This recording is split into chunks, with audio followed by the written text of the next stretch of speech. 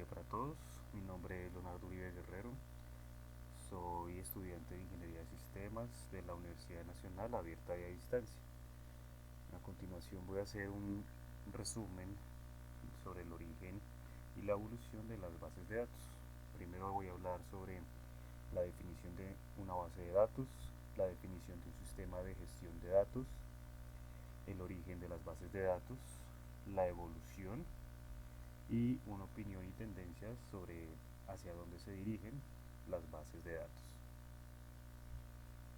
Bueno, podemos decir que una base de datos es un sistema formado por un conjunto de datos almacenados en discos que permite el acceso directo a ellos y a un conjunto de programas que manipulen este conjunto de datos.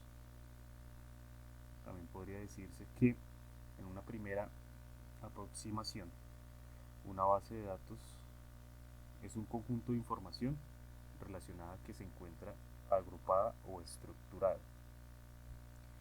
Un sistema de gestión de datos es un tipo de software muy específico dedicado a servir de interfaz entre la base de datos, el usuario y las aplicaciones que la utilizan. ¿Sí? Una agrupación de programas que sirve para definir, construir y manipular una base de datos, permitiendo así almacenar y posteriormente acceder a los datos de forma rápida y estructurada.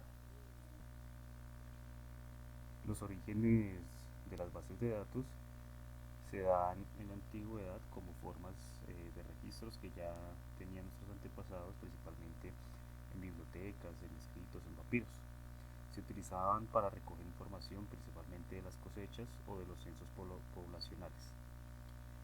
La búsqueda de esta información era muy poco eficaz y no se contaba con la ayuda de máquinas que pudieran reemplazar ese trabajo manual, lo que hacía muy lento este trabajo y esta consulta de datos. A razón de esto, se vio la necesidad de elaborar máquinas y algunas estrategias para poder consultar más rápido esta información. Asimismo, por eso se dice que las bases de datos siempre han estado ligadas al concepto de la informática. Bueno, en 1884, Hermann Horowitz creó la máquina automática de tarjetas perforadas, siendo así nombrado como el primer ingeniero estadístico de la historia. En esta época se realizaban los censos de manera manual, hasta que se inventó esta máquina. En la década de los 50 se da origen a las cintas magnéticas. Esto ayudó a automatizar la información y asimismo realizar respaldos de ella. Las necesidades de la información de la industria se vieron muy beneficiadas con este avance. Lo importante de mencionar acá es que se pudo automatizar la información únicamente con la desventaja que tocaba hacerla de manera secuencial. Entonces se puede mencionar que en la década de los 50 se cambia un sistema de lectura secuencial y ordenada y se da inicio a la automatización de la información referente a las nóminas, esto con las cintas magnéticas. En la década de los 60, las grandes productoras, las industrias productoras de computadores bajan los precios y esto ayuda a que todas las pequeñas empresas, medianas empresas y grandes empresas puedan adquirir equipos de cómputo. Lo que lleva a que se popularice este uso de los discos magnéticos y pues se puede aplicar como un adelanto muy efectivo para la época. Se da inicio a las primeras generaciones de bases de datos de red y a las bases de datos jerárquicas. Eso se puede evidenciar principalmente en una alianza que hicieron IBM y American Airlines para desarrollar el sistema de gestión de datos, el SABRE, y así también se crearon entre un consorcio la primera generación de bases de datos de red, que es CODASIL, y las jerárquicas, que son IMS.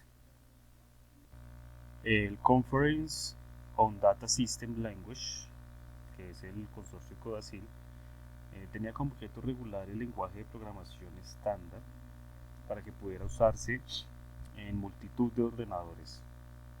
Estos están formados por industrias e instituciones gubernamentales principalmente, que tenían que ver con todo el procesamiento de datos. Entonces la meta de ellos era promover un diseño, una nueva implementación para que este sistema fuera más efectivo a la hora de procesar y trabajar los datos. Entonces, también se habla del sistema Sabre, que se convirtió en un éxito comercial. Ese fue el que utilizaron IBM y American Airlines para gestionar los datos de las reservas de vuelos y las transacciones y toda la información que refería como tal a los pasajeros.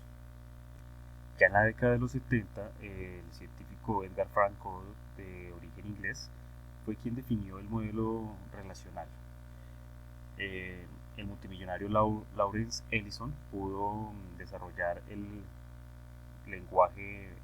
sistema de datos Oracle basándose en este modelo relacional de COT. Lo que gustó de este programa principalmente era que era estable, que tenía escalas de distintos niveles y tenía diferentes transacciones y tenía una multiplataforma. Aunque inicialmente no se usó porque tenía problemas con el rendimiento, pues las máquinas de la época no soportaban este código, este programa que era muy pesado en ese momento. Luego ya IBM desarrolló unas técnicas para construir un sistema de bases de datos relacionales que llamaron el System R. Y por su lado, Ingres desarrolló en la US en los años de 1974 y 1977. Entonces, Ingres utilizaba un lenguaje de consulta llamado Quell, dando también pie a la creación de sistemas como Ingres Corporation, MS SQL Server, el Sybase, Base One, el Britton Lee. Entonces, por su parte, el sistema R utilizó el lenguaje de consulta SQL. Entonces, pues este también ayudó mucho a lo que fue el desarrollo del SQL/DS, del DB2, Albase, Oracle y el SQL Nonstop. También podemos mencionar que el Relational Database Management System o RDBMS fue ampliamente reconocido. Con esto se abrió ya el nacimiento de la segunda generación de los sistemas de gestores de bases de datos, como los que ya había mencionado. En la década de los 80 ya se desarrolló el SQL, ¿sí? El Structured Query Language, como el modelo estándar en las industrias. ¿Sí? Entonces se definía y se miraba como un programa de consultas, un lenguaje de consultas que permite consultar dentro del mismo. Eso es importante, la redundancia, porque este tipo de consultas permitía cambiar la información en ese momento y modificarla de esa manera. También permitía analizar gran cantidad de información, especificar varios tipos de operaciones con la misma información. Entonces, esto fue lo que más llamó la atención y en esa facilidad en el manejo del sistema de bases de datos. El Oracle también está considerado como uno de los sistemas de bases de datos más completos del mundo. Su dominio en el mercado fue casi total para esta década hasta muchos años después. Eso cambió ya también la aparición del SQL Server que desarrolló Microsoft. De 1990, la investigación en bases de datos se orientó hacia los objetos. ¿Sí? Esto, ¿por qué se dirigió de esa manera? Porque permitió ya la conectividad gracias a que llegó Internet. ¿Sí? Lo que permitió que la industria de la base de datos creciera de una manera exponencial, también el desarrollo de la tecnología, la conectividad. Esto permitió tener una visión más amplia del mundo y poder aplicar no solamente a los computadores o a ciertas máquinas mucho más complejas, los que era la recuperación o el manejo de información. Esto se pudo ya aplicar a los dispositivos que utilizamos nosotros a diario. Entonces lo que podemos ver en la tendencia es que las bases de datos se están desarrollando principalmente algo que llamamos hoy día el Internet de las Cosas.